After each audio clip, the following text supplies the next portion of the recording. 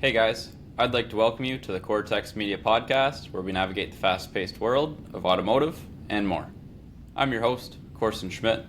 Here today, I have Stefano Serpa. Stefano is a dynamic leader in the Canadian automotive industry, currently serving as Vice President and founder of Serpa Automotive Group. A graduate of Brock University with a double major in labor studies and political science, Stefano has earned multiple sales and customer satisfaction awards at BMW, Chrysler, and Yamaha. Notably, he was recognized as Yamaha Elite Dealer in 2023, an honor achieved by only 34 dealers nationwide. As a co-founder of Serpa Motorsports and founder of Serpa Motorsports, he has pioneered the integration of luxury automotive sales with power sports and marine products, creating a unique customer-focused dealership experience. Stefano's career is marked by innovation, resilience, and a commitment to fostering both team growth and customer relationship in a rapidly evolving industry. It's great to have you here, Stefano. Thanks for having me, Corson. Hey, no worries. So before we really get into it, do you mind just giving the audience a little bit of background? So you have quite a diverse background. You've kind of worn every hat within a dealership atmosphere, but can you tell us a little bit about your journey and how you kind of stepped into the automotive industry? Yeah, so my father has been in automotive his entire life. So started as a mechanic as a young boy and kind of graduated his way through service parts, sales, financial services, and eventually got his own dealership in the mid 80s. And that's kind of when his dealer principal journey started. It started with Mazda and then carried forward through BMW, Chrysler, Yamaha, Suzuki. So as a young boy, a very typical dealership owner's kid running around and washing cars and, messing around with the shop and doing all those types of things. And the best way to learn the entire industry or the entire position is to kind of do every position. So For sure. I did car detailing, I did parts advisor, parts driver, service advisor. I was an assistant for financial services, assistant in sales, and then I started my career professionally after I graduated university, which was around 2013 is when I took my first sales role at BMW. And since then, kind of did a bunch of different roles in sales. So I work with fleet, I work with marketing, I work with specialty sales. A lot of our manufacturers that we have or had have great fleet programs. So that was a big business, still is today. So yeah, I kind of work my way all the way through just to learn every aspect of the business. This way, when I eventually graduated to a higher position, like my current position of vice president, when I direct my staff and when I work with my staff, I can speak with experience, I can speak with conviction, I can really level with them in different scenarios that they're in, and I can give proper advice. So for my dad and I, it was important that I learned every role in the dealership. This way I can operate it properly. For sure, that totally makes sense. Mm-hmm. That's awesome. That's it's nice that you kind of got that family inheritance and that family background to really give you an option to get that diverse knowledge and experience, for sure. Exactly. Do you mind telling the audience a little bit more about what you guys do at Serpa Automotive? I know you guys have multiple locations, you guys do multiple things. Do you mind giving just a little overview of what you guys do? Yeah, for sure. So the Serpa Automotive Group currently consists of Serpa Chrysler Dodge Jeep Ram, which is in Toronto. It consists of Serpa Certified Collision Center, which is attached to our Chrysler dealership. The Serpa Automotive Boutique, which is a luxury automotive new demo and pre-owned dealership in Aurora. And under that roof, we also have Serpa Motorsports, Power Sports, and Marine, which is a Yamaha and Suzuki OEM, which features pretty much full line of all products that the two brands carry. And of course, we have used products, so used watercraft bikes, all that fun stuff. this dealership is, of course, also a service and parts hub for Yamaha and Suzuki and for pretty much all makes and models. So we have some really fun things happening at the Serpa Automotive Group, and we've done at the Aurora location, we've done a good job of keeping our customer in one building to kind of cater to all of their needs. So For sure. it's a true one-stop shop, and it's pretty cool because you can have a customer in here looking at a Porsche 911, and then another customer in here looking at a WaveRunner or a bolt motor or a motorcycle all at the same time. So the worlds collide in a fun way. No, that's awesome. That's totally cool. Especially because you're going to get people that want those higher class vehicles. They have the little bit of extra money. Maybe they have a beach property somewhere that they can spice up a little purchase and get some watercraft or a four-wheeler or whatnot. Yeah, that was kind of our whole vision with keeping the Serpa Automotive Boutique and Serpa Motorsports under one roof, because if you're a 911 client, chances are you have a cottage or you snowmobile or you have the toys, right? So we kind of make it so you don't need to leave. You can buy everything here, and with brands like Yamaha and Suzuki, it's tough to say no to that WaveRunner that's sitting out front, in the middle of July. It's fun. It's fun. Yeah. No, for sure. Yeah. So how did your early experiences kind of shape your approach to leadership and business today? Experience is the best teacher. I jumped into a managerial position at a young age. So I was around 25, 26. So my first hurdle was to gain the respect of the staff around me, because a lot of the staff that I was leading were double my age and had double my experience. So I was learning a lot from them and learning a lot about the industry at the time.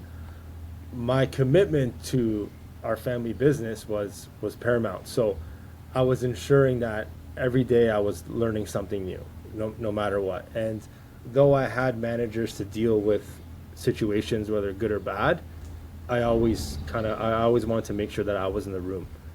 For sure. So a lot of early mornings, late nights, sleepless nights, all those things are what teaches you on how to be a great leader.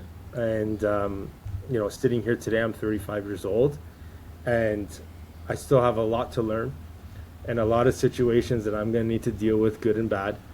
And it's important for me as a leader to ensure that my staff feel that they can approach me and they feel that I'm on their side. And I'm going to be the first person to tell them if they're in the wrong, and I'll be the first person to pat them on the back when they're right. And it's their belief in me and respect for me that makes us successful as a team. For sure. I have staff that have been with me under my regime for 13 years and under the Serpa name for over 25 years. So it's always a huge compliment when staff are with us for a long time.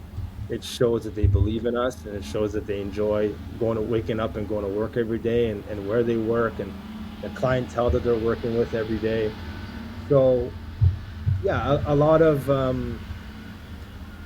it's a lot of work, and sometimes you're dealing with personalities, and you kind of got to manage those, and your one staff's having a bad day, but you need to get stuff done, so you need to kind of uplift everybody. So it's an interesting position. It's interesting to be a leader, and again, you learn every day.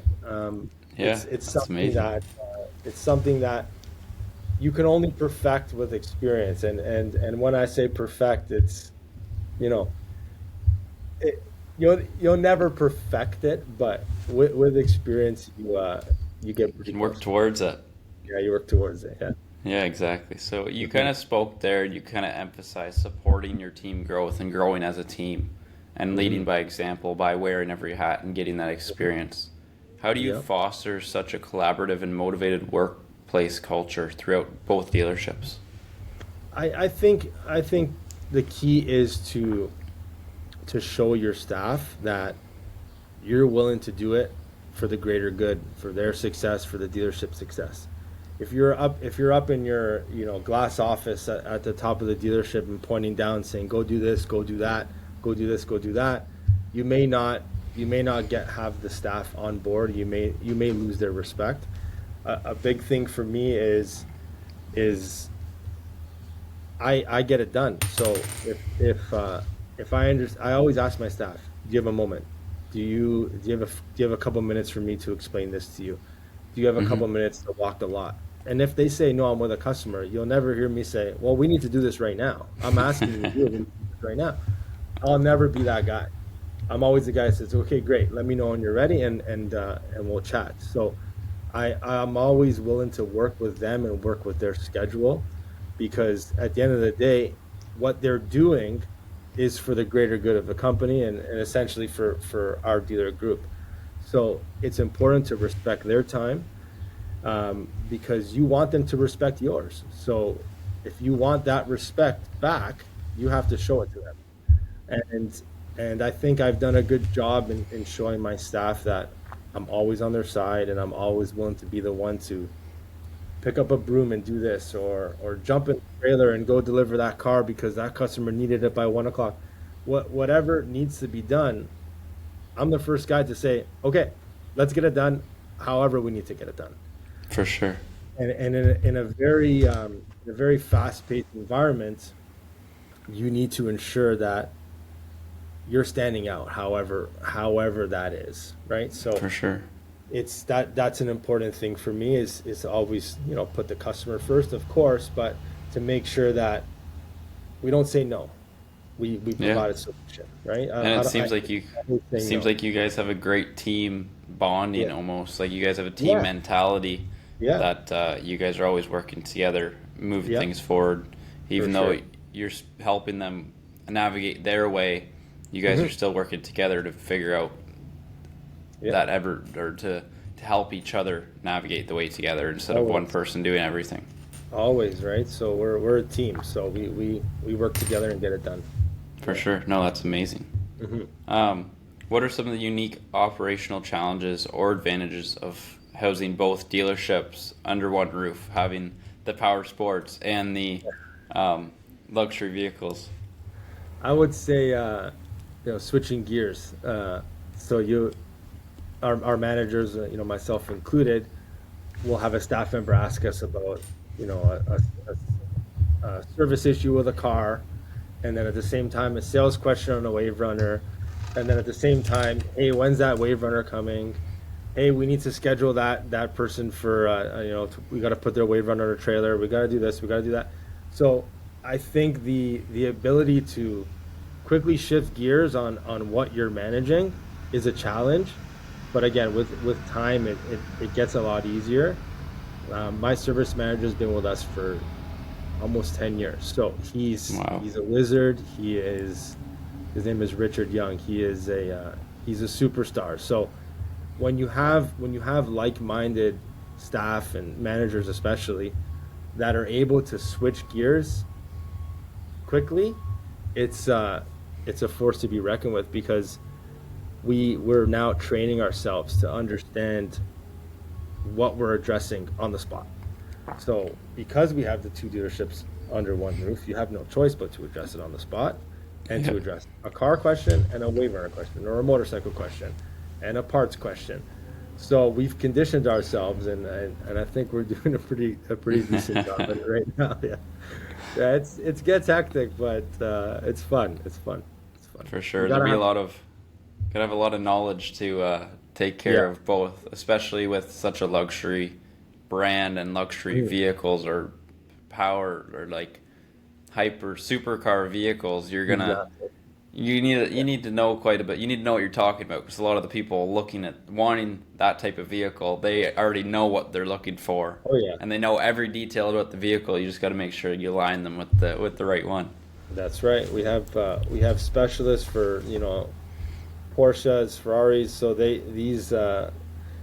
these salespeople know their stuff. So it's a craft, really, right? So they're constantly working on their product knowledge. They're constantly working on, what makes our vehicle unique compared to another one in the market. So that's kind of what we work on every day. Whether it's a low mileage car or whether it has a package that is $8,000 compared to the other one in the market. It's constant knowledge on not only the vehicles but on our product specifically, so that when a customer does come in, we could explain everything properly to them. For sure, that's amazing. Yeah. What strategies or practices have helped your guys' dealership, both dealerships, constantly achieve high customer satisfaction scores to make sure you keep those customers coming back, wanting that next vehicle in the next 5 or 10 years? Yeah, I think there's a few answers to that question, but I believe that when you truly commit and want to make sure that the customer experience is a 10 out of 10 every time, you'll naturally create that vibe, that experience in your showroom and in your service department. So it's when you have the whole dealership singing the same song, so everybody knows, okay, the customer's here, we need to make sure this is done and this is done, and you're gonna have speed bumps. So if you learn to deal with the speed bumps in a transparent way with the customer, you'll automatically win them over, because they know that you're not lying. They know that things happen. Things could happen. So when you're diffusing situations, it's always best to diffuse them transparently. You can never go wrong. Yeah, no, for sure.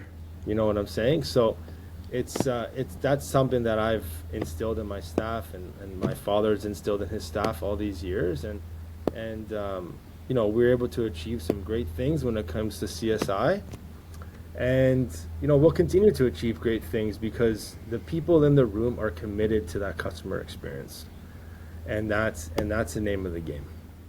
For sure. No, that's great. Mm-hmm. Has your dream car rolled across your lot yet, and you've been like, oh, I want to buy that car, but it's because it's the dealership's car, you haven't been able to? Yeah, there's a lot of dream cars that have come through here. When I was younger, it was the Ferrari 458, and then as we kind of dabbled in more Porsches, it quickly changed to a Carrera 4 GTS. I love that as a daily car. Yeah. But I've learned to not fall in love with the metal anymore. I used to fall in love with the metal, and I got my heart broken when it sold. So I figured I'm not gonna fall in love with metal anymore. If it's there, I'll drive it. I'll put a dealer plate on it. But yeah, it's a lot of fun. I'm a big wagon guy too. RS6 wagon, BMW M5 wagon now is what I'm driving. So. Nice. Just don't fall in love with the metal. Yeah, for sure. That's my advice.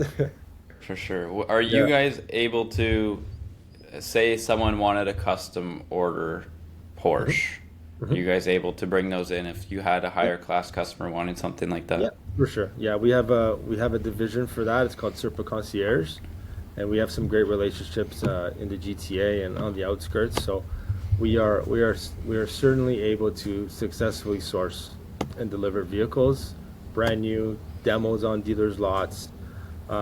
We've been around for a long time, so we do have the relationships that we turn to quite often, every day, really. So to answer your question, yes, we can get any car, for the most part, any car. Awesome. There's some restrictions, of course. Yeah, no, for sure. There's always going to be some restrictions of what you can and can't get, obviously. Exactly. Who is your biggest role model in your entrepreneurial journey? I'm gonna say naturally my father, because he paved the way, from a young age, and I do have an older brother as well. He's a partner at a law firm in Toronto, and we share the same passion for automotive, and and one day I'm sure we'll join forces together and operate the dealerships together. But yeah, to answer your question, my father's a big role model. My brother's a big role model for me. it's important to me to have people around you that you trust, and you trust their advice. The advice they're giving you should come from a good place. Any person you take advice from, it should come from a good place. And my father, my brother, and my wife, my mother, everybody, all my family, you can always count on their advice, personally, professionally. So it's important to surround yourself with the right people. For sure. I have a great group of friends as well that are all, business owners, entrepreneurs that provide great advice in certain situations as well. So I'm lucky to have great people around me. For sure. No, that's amazing. That's one of the key things, right? You got to keep your energy. You got to keep your energy pushed in the same direction. Surround yourself with people in the same mindset as well. Exactly. Right. It's nice that you have a group of friends that are in the similar situation to you, so you guys can brainstorm off each other, bounce questions off each other, and keep things rolling. And it's fun because a lot of my friends are in automotive as well, but my close friends are not, and it's fun to hear situations that they deal with, good and bad, because as a business owner, when you hear things, you kind of tie it to your own business, right? And you think to yourself, oh wow, yeah, that could work at my dealership, or I should diffuse a situation like this going forward. Tell me more about it. So it's cool. It's cool to be able to have that around me, for sure. For sure. So the automotive industry obviously faces constant changes. Everything's changing really quick, from economic swings to inflation, evolving marketing strategies. How do you keep your business resilient and adapting in such a fast-paced environment? Yeah, I think the most important thing to do is to understand what lane you're in. Mm-hmm. So we're obviously going through a pretty difficult time around the world. There's a lot of bad happening around the world, and it affects everybody. It affects businesses. It affects people personally, professionally.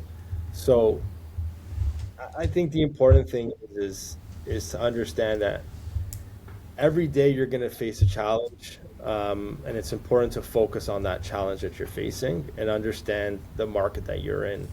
So maybe instead of buying 10 cars at the auction that day, you buy 3 and test the waters with different values of vehicles that you're going to be putting on your lot. Maybe vehicles you may not typically stock.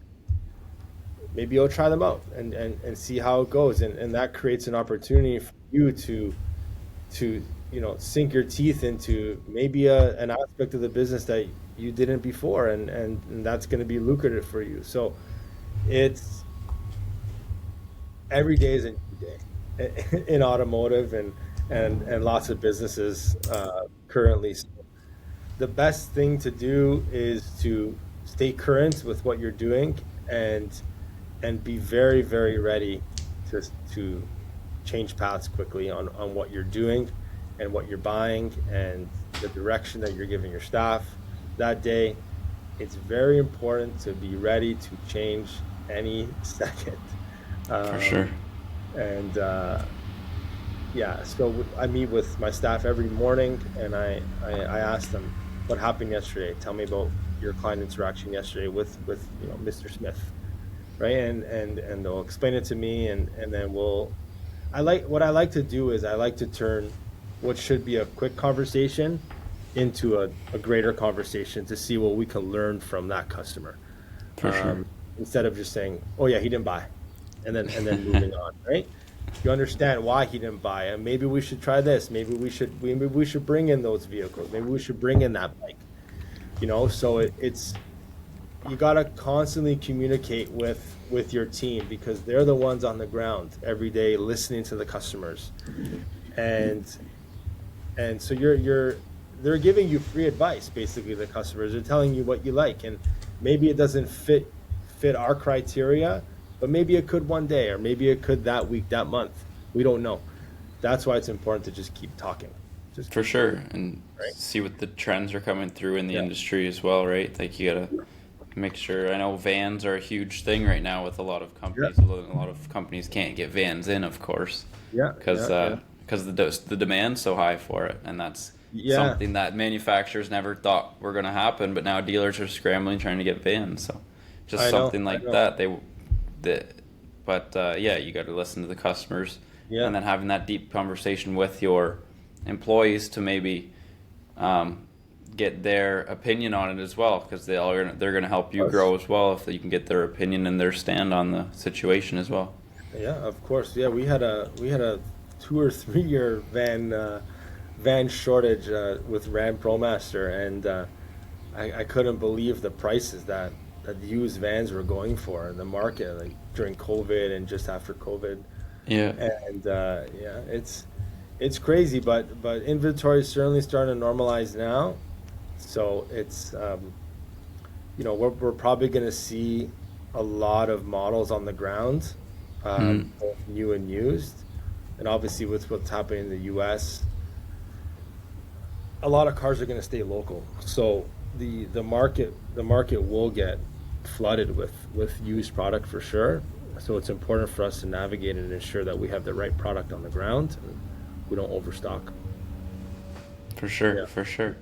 As for the vehicles themselves, do you see manufacturers pushing more towards hybrid and EV models, or do you think they're going to stay with more of an ICE model in the basic, not so luxury vehicles?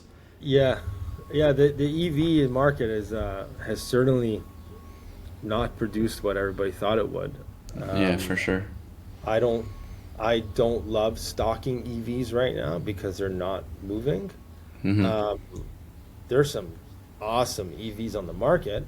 I just don't think that our consumers are there yet, and they're still going for that gas model. So Stellantis, for example, is bringing back the V8, right? So they Yeah. went for a full year on 2025 model on Dodge Rams with V6s, and awesome motor. I mean, I drove a Wagoneer, I drove a Ram, and they have the V6 Hurricane motor in it.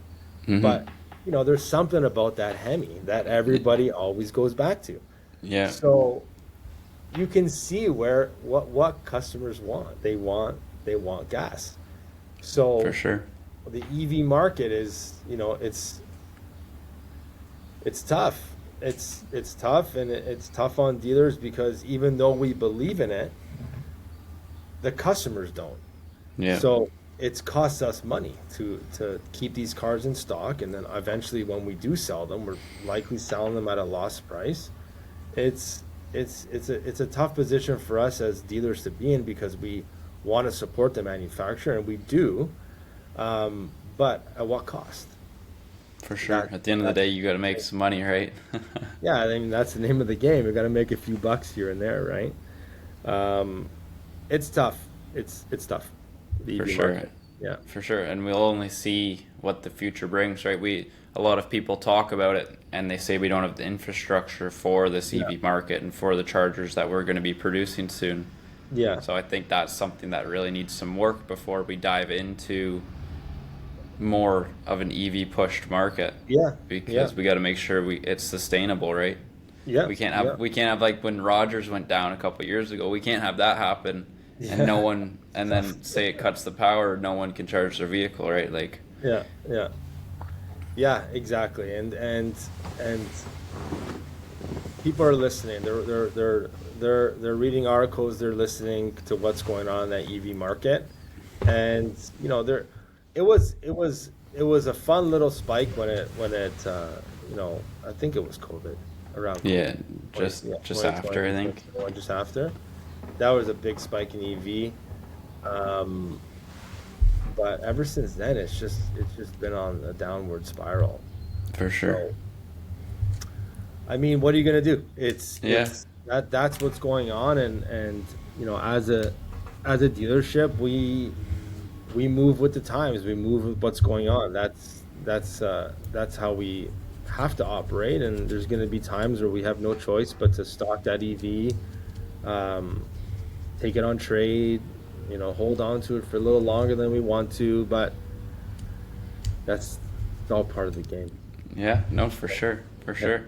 Yeah. What marketing strategies have proven most effective for attracting and retaining today's automotive clients in your companies? I mean, the traditional Instagram, Facebook ads, those types of things have always kind of proven success. We've, it's with Google AdWords and things like that, and making sure that you stay on top of the keywords and you have a good team behind you that's telling you what people are searching for, Sure. what words are they typing in, right? So you gotta spend the money to make it so that when they, when they're typing in those words, your name comes up. So depending on where you're located, it'll cost you a few more dollars to do that. But I actually started dabbling in radio again, and we haven't done radio for a while, and started doing radio for my Serpa Motorsports store. Yeah. It's fun. Like it's people come in and say, "I heard you on the radio," right? And it's something that I haven't done in a long time, and I thought I would explore it again, and I'm happy I did. I know it sounds a little old school to people, but you gotta keep things moving. So Yeah, and you got to stay out of the regular, right? Like, yeah, there's probably thousands of dealerships running meta ads.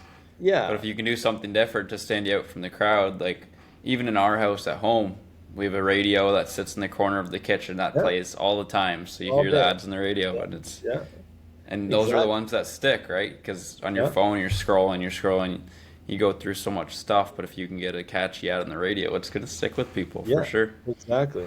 I find with the Facebook and Instagram advertising, like it's overwhelming. Like Yeah. there's just so many ads every day. So you do your best to to put out a unique ad, but is it really that unique? Hmm. What's unique about it? Is it your colors? Is it where you put your 0% badge? Like what makes it that unique? And then 2 days later, you'll see another ad that's very similar to yours. So now you're changing your ad again, and it's overwhelming. There's no For doubt sure. about it. So I thought try out radio, and well, everything else is still rolling. This is the supplementary to it, but Yeah. Yeah. Why it's not? cool. It's a country station. It's fun. That's Yeah, awesome. yeah, That's yeah, yeah, awesome. What yeah. are some of the major trends you're seeing in the power sports industry? Are more people getting into it? Because during COVID, we had a big hit Oh yeah, towards yeah, quad, side by side dirt bikes because that's all yeah, you could do, right? yeah. Is that something that's still stuck around since that time? Not at those numbers, no. COVID numbers for power sports products crazy. We couldn't keep up with the demand on that. Um, those numbers have certainly tapered off, but what's nice is that the people who got into the power sports world during COVID and seen them return and upgrade that dirt bike that was a beginner dirt bike or ATV. It's cool because they stuck to it and now they have a hobby. So For sure. what turned into something, what stemmed from them not being able to do anything except go on a track or on a dirt bike has now turned into a hobby. And when one person turns something into a hobby, chances are a few people around them have turned it into a hobby too, right? For So sure, it's yeah. fun to see how enthusiastic not only young people but older people as well. It's fun to see the enthusiasm around the product. I think it's important now for power sports dealerships to understand that it's back to selling. You got to sell that product. You got to build the hype around that product. And as long as you believe in the product that you're selling, it's something that customers will gravitate towards. They're here because they're excited about jumping on a dirt bike or getting into that power sports world. So it's our job to keep that excitement high and explain why it's exciting for them and what they're going to be able to do on that dirt bike or that motorcycle or that ATV or with with that boat and boat motor, with a boat with a outboard motor package. Like it's cool. It's very different from automotive because these are toys for people, right? It's very rare that somebody's coming in and using this as a daily means for transportation, unless it's a motorcycle downtown Toronto or something like that. Yeah. But yeah, COVID was pretty crazy with power sports, and it's certainly tapered off. Our manufacturers are doing a great job of keeping their product updated and keeping the program strong so they can get more people, behind the wheel of this type of product. So it's certainly a busy time for us now, and they're doing a good job. The manufacturers are doing a good job of maintaining that excitement. That's awesome. No, I've always the big thing in our area here in Walkerton, small town area, was pit bikes, the small 50cc, 80cc bikes. They were a huge hit. Everyone wanted one, and they were going for a good price. But is that still something that people are coming to the store and buying pit bikes? Yeah. It's fun because So you'll see like a dad come in and he's got a young boy or young girl, and he wants to get them onto a machine just like he was when he was a young boy. It's cool to see that excitement. I have a young daughter, and I can't wait to see her jump on a little 50cc quad. And, for sure. It's good. I think it's going to be more rewarding for me than her in the early days, but it's exciting. That's awesome. That's super cool. On the flip side, with the luxury brand automotive, is there becoming more of a demand for more luxury supercars, or is it kind of dying off and people aren't looking for more of a luxury vehicle anymore? No, I still think there's a high demand for the super lux. We don't dabble too much in the super lux anymore. It's just something that we didn't find that we were too successful with early on, because there's some fantastic super lux dealers in the Toronto area that we work closely with. And the Porsche market is always going to be super strong. Those prices are pretty high. They retain value very well. But no, I think the super lux is still moving at a decent rate, because those types of vehicles, it's if you can afford it, you're going to buy it if you want it, no matter what the economy is. If you want it and you can afford it, you're buying it. And so I still think the super lux is moving along well. The 100 to 150 market in a sports car is very strong. Very, very strong. There's still the demand out there. It's just about getting your hands on the right car, so you can tell the right story about that car. It's I learned from somebody way back to know your car very, very, very well, and have all the documentation for that car, service records, and all that. So as you kind of buy more and more of those types of cars, you also say no to more and more of those types of cars, because you can't tell the story. If I were to walk into a dealership and I'm about to spend 150, 160 grand on an i11, I want to know where that car was. Right? I want to know where it was bought, where it was serviced, all that stuff. So it's important for us that when we do have vehicles of that caliber, we can tell the story. For sure. No, that's totally true. Even just a regular car, right? If you have service records, you're going to be able to sell that car a lot 100%, easier. 100%. And with Carfax now, everything is documented pretty well. You can see when that vehicle was serviced. In a lot of the cases, when you're servicing your car at a dealership, like a manufacturer dealership, Carfax actually lists the items that were done on that car with that service record. It'll say vehicle inspected, brakes replaced, tires replaced. So it all depends where that car was serviced, and different CRMs could also provide some information on cars.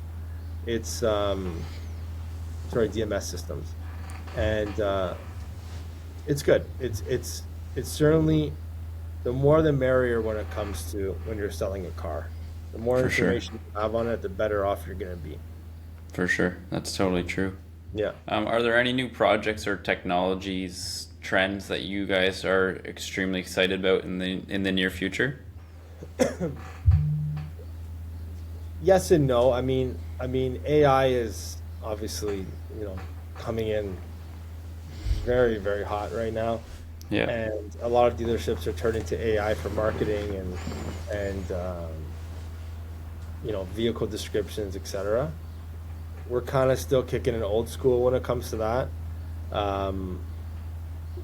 Naturally, you're excited to see what future technology will hold for your company, and I think a cool thing is going to be more on the service side.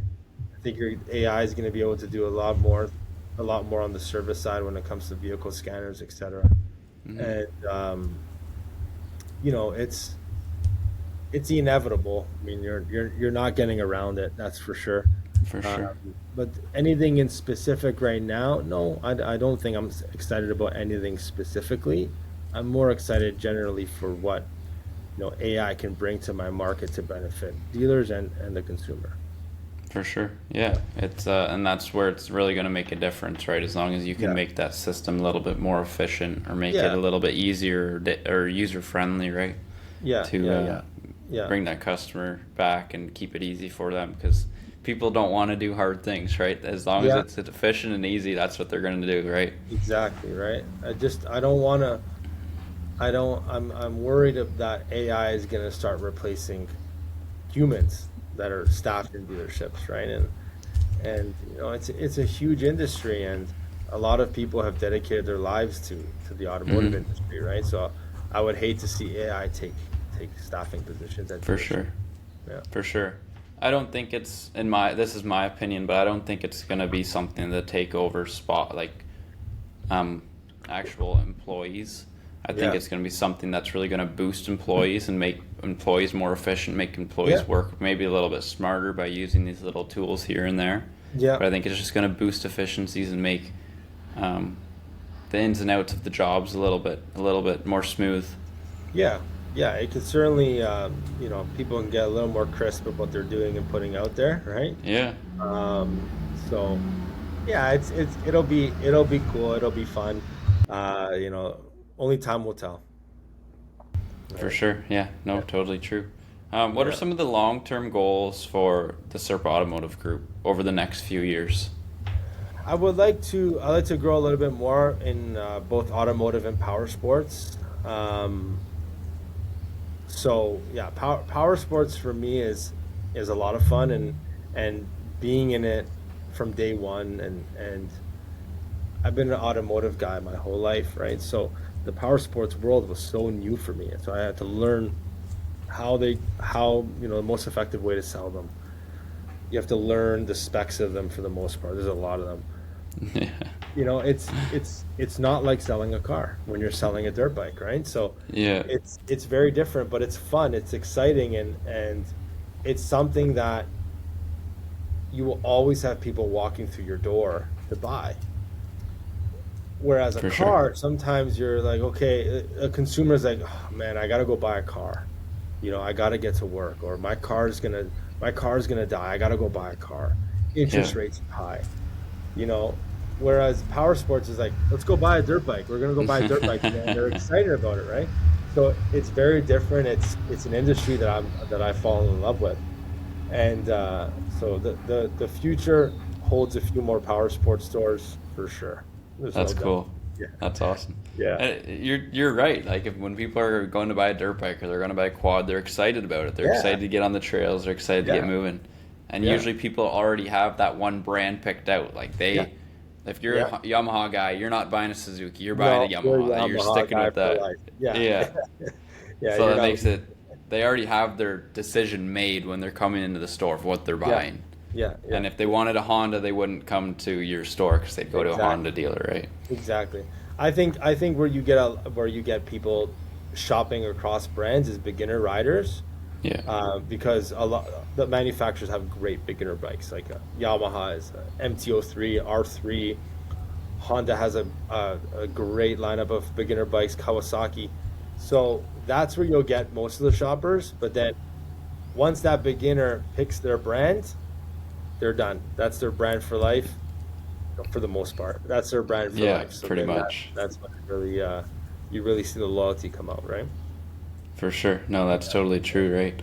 Yeah. And once you pick one brand and it works good, you don't choose another brand because it works good. You know it works good. You know it's efficient. You know it's a solid bike. You know you didn't have issues with it. Unless you had issues. If you pick one bike and have issues, then you're totally changing the other way. Yeah. Then you're starting to think about other brands for sure. And with the dirt product, a lot of that gets passed down. So yeah, it's from you if a young rider starting out on a TTR 50, they make their way to a 110. A 125, and then the 110 gets passed down to their sibling, and those types of products usually stay within the family. For sure. Yeah. What are some of the short-term goals, kind of short-term steps that you guys are going to take to get to those next bigger goals over the next few years? I think understanding where you want your business placed is something that is going to be in the immediate future. So taking drives out on a Sunday and seeing where you want your next business to be placed. For sure. Getting the business off the ground is one thing, but ensuring it's getting off the ground in the right town is another. And you got to understand your demographic too, and what you want to provide to them and what you want to get in return. So in the very near future, it would be basically placing where we want our next business to be, obviously with the approvals of the manufacturers or what have you. So that would be in the very near future. And until then, just keep doing what we're doing. Yeah, for sure. Right now is the selling season for us. It's small, unfortunately, in Canada because this is the only warm weather we get a couple months here. Yeah. So we're gonna take advantage of that and do what we can to get some more units on the road.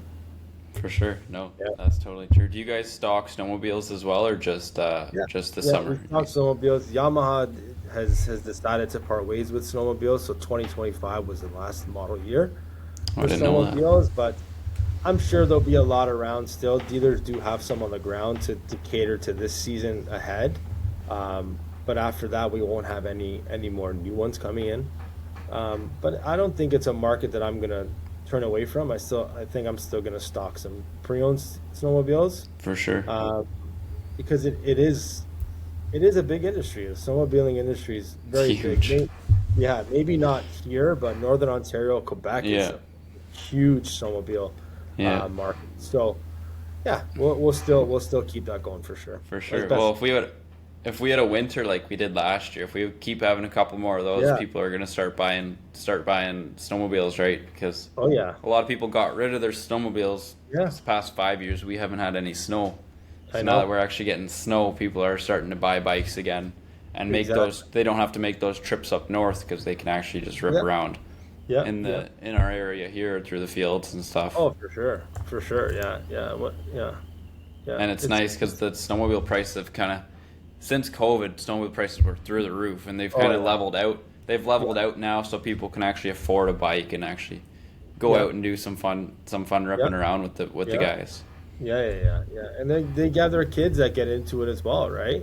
Yeah. So if you're a snowmobiler, you're gonna naturally, get one for your kids, and there's some youth product on the ground, and in the pre-owned market as well. So it's a hobby, right? It's a lifestyle for people, and it's I know Yamaha is stepping away from it, but other brands are still going to continue to make snowmobiles, of course, and so we'll dabble for sure.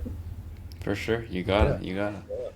Looking back on your journey, what are some of the most important lessons that you've learned in the automotive space? Oh, that's a tough one. Lots of lessons learned, that's for sure. Patience. Patience is certainly something that I've learned over the years, and always providing a solution for the customer is important. You can't make everybody happy, but you could do your best to. And if the client understands that you've exhausted every avenue, every aspect of trying to make them happy, they'll appreciate it. They'll appreciate it for sure. So, yeah, patience is a big one, and solution setting for me is big lessons for sure. That's awesome. And what advice would you give to a young entrepreneur entering the space, wanting to get into a dealership position? I don't want to sound cliche, but don't give up. Just when the industry knocks you down, get right back up, because it's going to take you out at the knees a million times over. So get back up and keep going if you want it. If you want it, keep going. If it's for you and it's in your blood and you're still waking up every morning and saying, I want to be in automotive. I want to be a dealer principal one day. I want to be a general manager. I want to be an operations manager. Keep going, keep pushing, and it'll pay off for you, not only financially but for yourself. You'll feel good about accomplishing something that you set your mind to. But it will take you down many times, but you got to keep getting back up. Yeah, that's awesome. Yeah, that's some great advice, and it's just the truth, right? You got to keep pushing forward if you want to achieve something. If you don't keep pushing, you don't keep pushing towards those goals, you're not going to get there, right? That's for sure. That's for sure, right? Yeah. Where can people find you on your website, social medias? Yeah, so www.serpa.ca will take you to every brand that we have, and every website. Social media, we have at Serpa Automotive Boutique, at Serpa Chrysler Dodge Jeep Ram, and at Serpa Power Sports Marine, and at Serpa Collision Center. So yeah, just type in Serpa on your search bar, and you'll see a couple of pages come up for sure. Awesome. The Toronto store is located at 401 in Kennedy Road. That's Serpa Chrysler, Serpa Collision, and Serpa Aurora is Yonge Street, just south of St. John's, right across the street from St. Andrew's College. We're in a row of dealerships here. Cool. Awesome. Yeah. Well, thanks so much for coming on the podcast, Stefano. You have a ton of knowledge and a ton of experience within the dealership scene, wearing every hat, and I really appreciate you taking the time to come on. And it was fun. It was cool. Yeah. Awesome. Thank you. I appreciate it. No worries.